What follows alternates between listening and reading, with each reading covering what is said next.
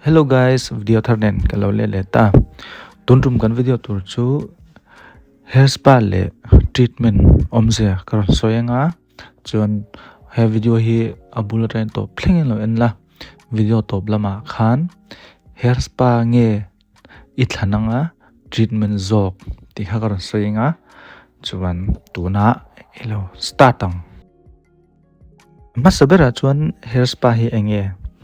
a full form in sanas per aquam khanita spa hi kan samjai ti chak tu atan le kan lu lei ti fai tu kan samjai ti chak tu khanita spa chu chon spa hi engtin nge na tho spa hian contain ania quartz te silicone te fatty alcohol ten tan hengo hian kan sam condition ti thatorin na anthok ta thina ni spa kan thi hian kan sama actualin na alo thok lo ani temporary treatment ang chaw ani a kar khat emo ni som panga vel chaw relaxing result kha adong thai ani homja chu kan lu lei ti fai tu le kan sam tin dung tu ti thatu ma se temporary chawin adot la chuan treatment hi engtiang nge kan sama na atho kan soilenga treatment hi chi sang oma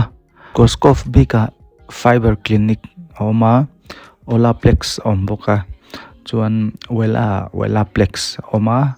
chuan i brand sang hian hetiang treatment hi an nei vekani koskov bik hemi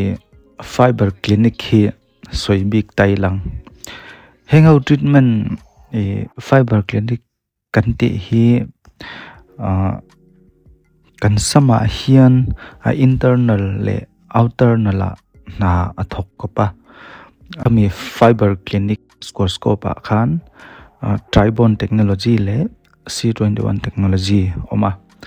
tribon technology kan ti chuan kan sam internal bone kha 3-dimensional bone avasiam ta dimensional chirang pathum avasiam ta heiwang hian kan samjai kha alo kho ta thina ni alo strong ta thina ni C21 technology hi kan samjai kha lipidom ta kan samjai khan lipid chain kha a condition siam tha in kan sam surface kha asil thata ni kan sam surface kan chuan kami a cuticle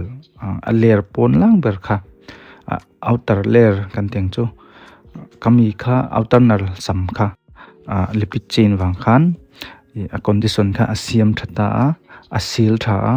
a restore thave kani chuan cuticle kha lo resel ta thina ni omja chu C21 technology hian kan sam outer nal kami surface cuticle layer kha a repair tha ni beram chu tikhan hair spa le treatment omje kha in lo hreta a chuan hair spa nge kan thlananga fiber clinic zawk kha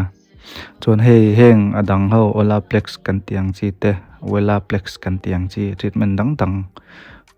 khange in thlanang a hair spa in sam kha color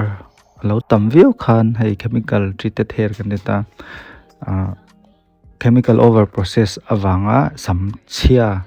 sam ro sam pheng ani kha chuan heng treatment big fiber clinic kan ti te olaplex kan ti te welaplex kan ti ang chi ho kha ka suggest chewa in sam treated hair ni si lo risel kan tiang chi hei che lo normal hair ro lo pheng lo ang chia han hair spa kha ka suggest cheu ani ole kha jong khan eta se tunrum video big chu chuan next video kanin mule theu don nia hei ai tha video karon la siam leang in zawai in bye bye vek ole